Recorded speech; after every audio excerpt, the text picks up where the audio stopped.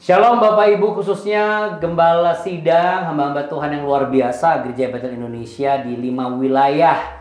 Bersama seluruh para timnya yang semangat dalam melayani Tuhan. Dan juga yang luar biasa, program ini juga ternyata disimak loh oleh keluarga-keluarga. Sambil mereka ngobrol-ngobrol juga, ngobrolin sesuatu yang bisa membuat mereka bertumbuh.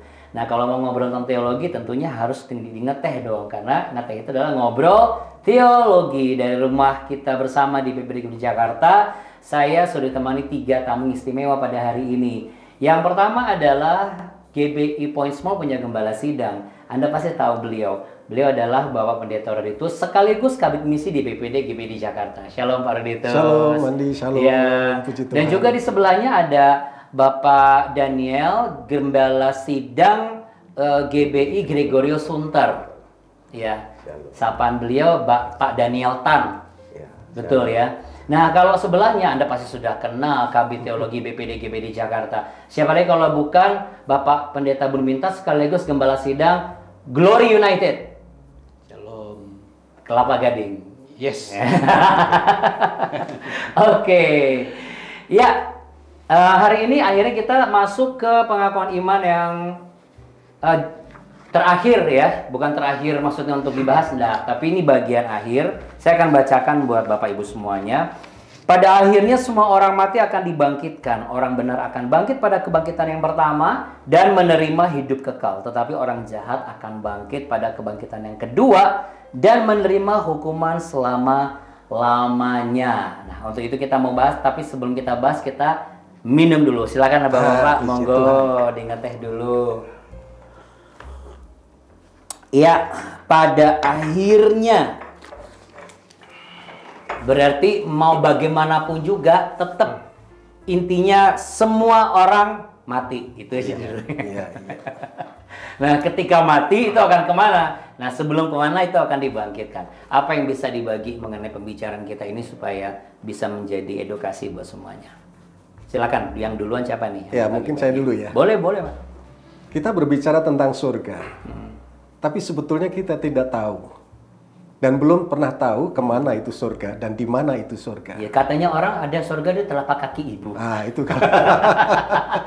Kalau di telapak kaki ibu kita mesti lihat dulu gitu ya. Itu sebuah simbolisasi aja ya, sebuah penghormatan ya. Tapi pasti ada arti yang lebih dalam lagi sebagai betul. Tapi kan itu sesuatu yang memang firman Tuhan katakan bahwa segala sesuatunya akan berakhir dan setiap orang percaya pasti akan ke surga bagi yang beriman tentu ya. Nah, karena kita belum mengerti tentang surga itu seperti apa dan di mana itu, berarti artinya di sini adalah bahwa kita harus mengimani betul apa yang firman Tuhan katakan. Jadi memang ya ini berbicara tentang iman gitu ya. Nah, ini ketika sekarang ini muncul kan, masih muncul tuh beberapa talk show terutama di sosmed yang mulai menggadang-gadangkan dan juga mulai halu-halu lah, dikatakan surga itu halu, neraka itu halu, yang penting hidup kita di sini aja, ciptakan seperti surga dan neraka. Yang menarik adalah kalimat itu, ciptakan seperti surga dan neraka. Mereka nggak bilang surga neraka halu, tapi mereka bilang ciptakan hidup seperti surga dan neraka, gitu kan, ini halu.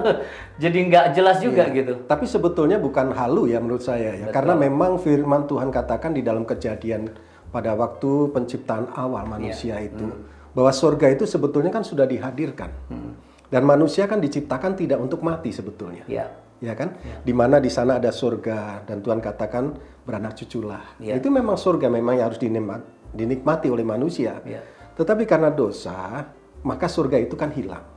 Ya. Tetapi sebetulnya surga itu masih tetap disediakan bagi manusia. Ketika dia menyadari dosanya, lalu menyadari bahwa ada keselamatan, maka surga akan dikembalikan. Bukan sekarang ini, tetapi setelah kita pulang ke rumah Bapa, gitu kan? Karena di dalam Kejadian surga memang sudah diciptakan untuk manusia, dan di Wahyu pun juga dilukiskan begitu kan? Ditutup dengan surga yang ada kan bagi manusia. Ya itu menurut saya sih. Bagaimana Pak Daniel? Iya, saya sepakat ya. Jadi ada 2 hal yang pasti di dalam hidup ini. Yang pertama, kita pasti meninggal, kita pasti mati. Dan yang kedua, bagi orang percaya di dalam Tuhan Yesus, kita pasti masuk surga. Dan kemudian surga ini di Alkitab kekristenan tidak pernah menggambarkan surga sebagai sesuatu yang tambahan atau sambilan. Surga adalah inti tujuan dari kekristenan. Bahkan penginjilan tanpa surga, Injil tanpa surga bukan Injil. Nah ini menarik nih pembicaraannya, kenapa kami hadirkan Pak Daniel Tan, karena beliau juga sebagai Sibit Teologi di Jakarta Pusat. Dan kalau bicara mengenai misi, pasti ada satu pengajaran dan juga hal-hal yang harus diedukasi ya sebagai bentuk pengabaran Injil. Bukan cuma hanya sekedar datang bagaimana memprogramkan sesuatu yang harus dilakukan dan dikerjakan, ya kan? Tapi bagaimana nanti kehidupan setelah hidup ini kan? Harus ada tujuan. Manusia kan harus ada tujuan. Ya kan? Berarti kalau orang yang nggak percaya surga atau neraka, kira-kira menurut Pak Bumintat sebagai KB Teologi dari sisi pandang teologi, sebenarnya orang itu punya tujuan apa enggak sih dalam hidupnya? Waduh, harus tanya orangnya itu. Waduh, orangnya nggak bisa dihubungi. Kalau dari perspektif Pak Bumintat aja. Iya. Jadi kalau itu kan surga itu adalah sebuah realitas ya, bukan sebuah ilusi, bukan, itu sebuah pemerintahan. Kita nggak bisa sebut apakah lokasi, tapi yang jelas itu adalah sesuatu yang real. Ya. Surga itu real, nyata. Kan? Kalau kita sebenarnya kerajaan surga, ya kan? Pertama, kerajaan surga sudah dekat dengan Tuhan kan. Tapi yang menarik adalah apa kata surga dalam bahasa Inggris? Heaven. Apa tuh heaven? Surga. Surga, langit. Langit, iya.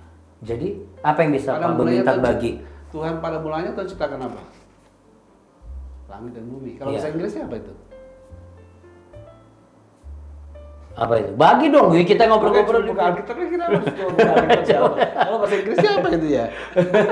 Kan sebab kata surga itu kan kalau bahasa Ibrani kan samaim, itu kan plural, makanya heavens. Langit-langit gitu. Oh, bukan heaven saja. Tapi memang ada juga kalau di Uranus kan ada juga bentuk singularnya ada kan, seperti Tuhan turun dari surga, itu singular banyak, tapi juga datanglah kerajaan surga itu plural. Plural. Surga. Maka dalam terjemahan, coba kita buka ya, terjemahan bahasa Inggrisnya apa itu? Kejadian pasal 1 itu. Iya, sambil Pak Bumintat memberikan penjelasan, kita kembali lagi ke Pak Roditus. Pernah nggak sih Pak ada orang yang menanyakan bahwa kenapa sih kok orang Kristen percaya sama surga? Ya, orang Kristen itu mengimani dan percaya tentang surga karena Tuhan Yesus sendiri kan yang berkata, ya kan, di rumah Bapakku banyak tempat tinggal yang disediakan bagi setiap kita orang yang percaya. Nah, di rumah Bapakku tempat tinggal Bapa di mana sih? Kan pertanyaan begitu. Nah, tempat tinggal Bapa ya ada di surga. Makanya ketika Yesus naik ke surga, dia katakan di rumah Bapakku banyak tempat tinggal dan itu disediakan bagimu, orang-orang yang percaya dan beriman kepada Tuhan Yesus. Jadi artinya bahwa memang tempat kita adalah di surga. Dikuatkan lagi dengan adanya murid-murid yang menyaksikan peristiwa itu. Karena kalau tidak ada saksi, akhirnya menjadi katakanlah sebagai halo atau ilusi mungkin ya. Tapi karena ada saksi tercatat di kitab suci, berarti ada yang menyaksikan. Silakan Pak Bumintat. Dilanjutkan lagi pembelajarannya. Kalau bahasa Inggris itu menciptakan heaven and earth ya, heaven and earth, ya kan? Heaven. Ini menarik ini. Jadi surga itu memang sebuah realitas ya. Atas. Kalau atas di mana? Kalau di utara kan atasnya di sana. Kalau di selatan, atasnya di mana? Di bawah dong. Bumi kan bulat kan. Oh iya, tidak kan ketahuan kan? Iya, semua atasnya di sini, iya kan? Gitu. Paling kan itu lokasi di luar dari bumi ini kan. Gitu. Ada yang mengatakan surga itu mungkin bagian dari galaksi Bima Sakti, benar nggak sih itu? Kalau menurut saya, kalau dari sisi teologis, kalau menurut saya enggak, karena di dunia kan nanti akan musnah kan. Jadi ini mesti dipahami ya, ketika musnah itu bukan hanya bumi saja ya, tetapi seluruh isi alam semesta. Ciptakan langit baru dan bumi baru kan, langit baru. Bumi baru. Nah, berarti kalau orang mati yang tadi dibangkitkan lagi itu tadi, di tempatnya adalah di tempat langit dan bumi baru itu. Iya. Itu bisa dikatakan sebagai surga, Pak Daniel. Jadi memang ini menarik sekali dari Pak Bumintat tadi ya, bahwa memang surga itu ada yang berpendapat begini, bahwa memang surga itu menunjukkan 3 hal. Yang pertama, satu tempat, Samayim ya, Uranus itu bicara satu tempat di mana bulan bintang itu nempel di situlah intinya ya. Terus yang kedua, surga ini bisa bicara tentang analogi tentang Tuhan. Misalnya ketika si anak terhilang itu ngomong, aku telah berdosa terhadap surga dan Bapa. Surga itu mau bicara tentang Tuhan. Aku telah berdosa kepada Tuhan dan Bapa. Dan kitab Matius itu karena kitab Matius itu sangat menghindari kata Tuhan itu ya. Jadi kata surga ini menggantikan kata Tuhan. Ya, kata Allah ya. Karena Matius kan dibuat untuk orang Yahudi. Nah, dan yang ketiga, surga ini bicara tempat di mana Tuhan berkata. Nah, ini yang tadi Pak Bung Minta bilang, surga adalah tempat di mana Tuhan berkata, tempat di mana itu tempat menjadi idaman kita. Nanti kita maunya di situ. Itu tujuan akhir kita. Kita selama-lamanya maunya di situ. Oke. Kalau suasana surga itu apa itu? Suasana surga kan sukacita, damai sejahtera. Itu mungkin sebagai satu gambaran yang bisa kita adopsi untuk kita rasakan, kita hayati gitu ya. Pasti lebih dari itulah. Yakin saya, pasti lebih dari itu. Kita tidak bisa mengukur, ya kan? Tapi kita bisa melihat bagaimana Alkitab mencatat, menjelaskan bahwa ada tempat untuk orang yang setia beriman dalam Kristus sama orang yang menolak untuk percaya. Nah, saya mau ke praktikal ini Pak Roditus.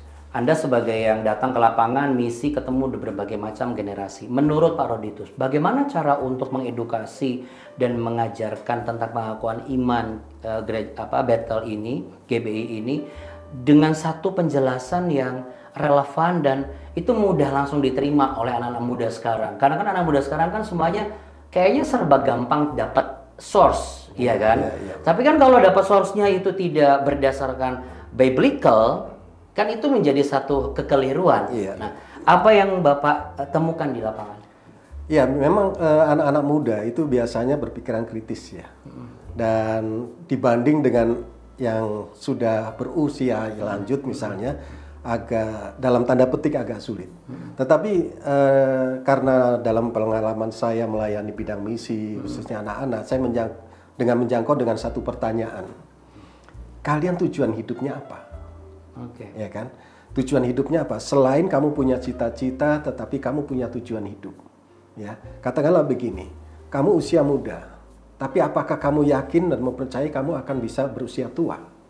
Kalau misalnya sekarang karena hal-hal tertentu kamu pulang ke rumah Bapak, kamu mau kemana? Nah, itu biasanya menjadi perenungan bagi mereka. Nah, ketika saya mengawali pertanyaan itu, ketika saya bermisi mengawali dengan pertanyaan itu, mereka kemudian berpikir, barulah kita masuk mengenai bagaimana harus percaya kepada Tuhan Yesus, harus percaya adanya tujuan surga. Ya, itu baru kita masuk tuh. Nah, biasanya seperti itu kita diskusi. Nah, umumnya setelah mereka mendengar penjelasan-penjelasan itu, ya mereka sedikit mengerti. Karena kalau orang berbicara tentang mati kan ada takut juga. Iya. Kan? Hidup aja ngeri-ngeri sedep, apalagi matinya nanti gitu. Mati itu dia. Tapi sebenarnya berarti bisa nggak sih Pak Bun Mintat dari perspektif teologi ini? Apakah Paulus juga memiliki perspektif yang sama sehingga dia bisa ngomong bahwa hidup itu Kristus, mati keuntungan. Jadi mati buat orang Kristen itu sebenarnya itu bukan sebuah kerugian, atau dia sudah mengerti tentang ini? Bukan sebuah perspektif, memang itu adalah kebenaran yang Tuhan ajarkan. Ya. Itu sebuah yang real. Gitu. Berarti Paulus tahu betul bahwa ini adalah sesuatu yang real. Kan secara pengalaman dia di dalam 2 Korintus kalau pasal 10 dan seterusnya itu, dia kan pernah diangkat ke Firdaus. Istilah tingkat ketiga itu dalam pemahaman orang Ibrani kan bukan di surga ada 3 tingkat. Apa saja tuh? Boleh begitu. Jadi ada langit pertama, bagian pertama adalah di awan-awan. Terus kemudian di bumi ini, kemudian tinggalnya para malaikat gitu. Itu yang Hades itu di mana? Yang pertama itu kah? Iya. Hades yang disebut Hades itu. Lapisannya itu. Tapi kan kita memahami kan seperti kita mungkin terpengaruh oleh orang sebelah itu ada berapa? 7 ya kan. Kita 7 nanti habis itu ada bidadari. Kita cuma 3, kita kalah 4 tingkat lebih tinggi. Gitu. Tapi sebenarnya begini, sekaligus juga ini. Berarti kita kalau misalnya mati dalam kebenaran itu akan masuknya di mana? Tetap masuk ke pertama dulu atau langsung masuk ke jeblos ke yang kedua? Jadi kalau saya itu pemahamannya, kalau kita itu kan sebenarnya kalau istilah tujuan di surga itu umum ya. Tujuan kita sebenarnya kan Tuhan. Nah, ini menarik. Itu Tuhan itu kan. Bukan surganya yang kita tuju gitu. Tuhan itu sangat besar loh. Tuhan lebih besar dari surga kan. Iya. Jadi ketika kita meninggal kita dikumpulkan bersama Tuhan. Kalau Tuhan mendatangkan kembali kan, dikumpulkan bersama Dia gitu. Nah kalau Tuhan Yesus bicara rumah Bapa itu bilang, aku datang kembali menjemput kamu kepadaku, kalau terjemahan TKC-nya. Jemput kamu kepadaku. Terjemahan? Di TKC-nya. Iya, bahasa Yunani-nya. Gitu. Bawa kamu kepadaku. Bukan. Kalau di Indonesia kan nggak usah bawa kamu ke tempat di mana aku berada. Iya. Soalnya dia ada tempat, ada Tuhan Yesusnya kan. Iya. Tempat Tuhan Yesus gitu. Tapi akan bawa kamu kepadaku, to myself gitu. Jadi Tuhan bilang tinggallah di dalam aku. Waduh, tinggal dalam Dia. Dia kan sebuah tempat kan kalau kita bayangkan kan. Itu kan bukan pengertian lokasi semata, tapi itu sebuah keadaan, sebuah suasana, kondisi gitu. Hadirat. Ada yang bilang surga itu keniscayaan. Apa pendapat Pak Daniel? Ya jadi surga itu ya tadi seperti Pak Bun tadi bicara ya, memang surga itu boleh dibilang memang berpusat pada 2 hal ya. Pertama memang tempat, yang kedua memang keadaan, dan itu 2 hal yang mau dinyatakan oleh Alkitab bahwa surga itu memang satu tempat di mana Tuhan sendiri bilang rumah Bapakku, ke rumahku banyak tempat dan sebagainya. Tapi di satu sisi surga itu kan kita sering berpikir surga itu kondisinya tempatnya lebih bagus dari di dunia ya. Ada surga versi yang sepupu kita misalnya kan itu lebih bagusnya gimana dalam hal apa. Kalau dari versi kita kan surga itu lebih indah, lebih bagus dari ketika kita ada di dunia ini. Tapi sebenarnya inti dari Alkitab itu bicara surga itu adalah tempat yang dekat dengan Tuhan. Tempat yang di mana kita punya kesatuan dengan Tuhan, dan itulah inti dari surga sebenarnya. Itulah kenikmatan dari surga yang sebenarnya, itulah keindahan dari surga yang sebenarnya, di mana kita dengan Tuhan itu dekat, dan itulah sebenarnya surga. Bicara tentang kedekatan dengan Tuhan sendiri gitu. Oke. Itu kalau misalnya bisa mengenai, kalau tadi kan menjurus lagi kan? Iya, menjurus lagi ke bagian ke pribadi ya, ke pribadinya Tuhan. Kalau saya simpulkan sebenarnya berarti kita itu sebenarnya memang harus punya tujuan kepada Tuhan supaya mendapatkan apa yang menjadi bagian kita yang Tuhan punya, yaitu surga itu sendiri. Nah, tadi pertanyaan saya adalah kalau orang benar mati itu langsung ke Firdaus atau di Hades dulu sama-sama? Baru nanti yang benar ini dipisahkan. Ya kalau kita pengaruh di dalam seperti kisah tentang orang Lazarus orang miskin, sama pangkuan Abraham itu kan itu peristiwa cerita sebelum Yesus mati dan bangkit. Iya. Ya kan kalau kita setelah Yesus mati dan bangkit tentu kalau orang percaya tidak lagi dikumpulkan di sana, gitu. Oke. Seperti itu bilang sama sebelah kanan yang disalibkan bersama dia kan, bersama dengan dia di Firdaus. Mungkin saya mau menambahkan mengenai ini ya, boleh. Kedekatan, keindahan, kedekatan dengan Tuhan. Ini pengalaman dari pribadi, istri saya juga pribadi, pada waktu dia sakit dan kemudian merasa dia keluar dari tubuhnya. Dia melihat saya sedang melakukan sesuatu, dan dia merasa ada kenyamanan, ada damai sejahtera. Ya. Nah itu pengalaman istri saya. Pengalaman saya juga ketika saya sakit terus kemudian merasakan sesuatu yang sepertinya saya akan pulang, itu ada rasa kedamaian, tidak ada rasa takut. Nah, ini menarik. Nah, tidak ada rasa tidak takut. ada rasa takut. Jadi saya katakan begini, kalau sekiranya saya pulang hari ini, kehendakmu jadi. Jadi nggak ada rasa takut. Mungkin gambaran seperti itu yang dialami istri saya dan saya pribadi ketika menghadapi hal-hal yang memang sudah mendekati gitu, tidak ada rasa takut. Yang orang bilang menghadapi alam maut lah gitu. Itu adalah kondisi keindahan ketika dekat dengan Tuhan. Suasana surgawi itu yang kita rasakan.